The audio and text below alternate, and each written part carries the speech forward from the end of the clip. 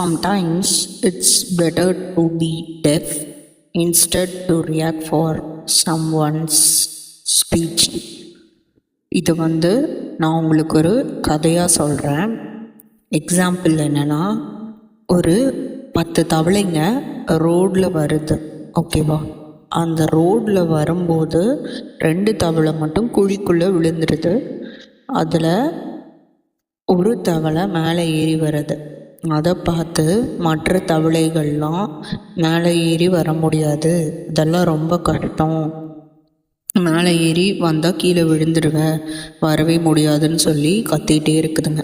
ஆனால் அந்த ஒரு தவளை மட்டும் மேலே ஏறி வந்துகிட்டே இருக்குது.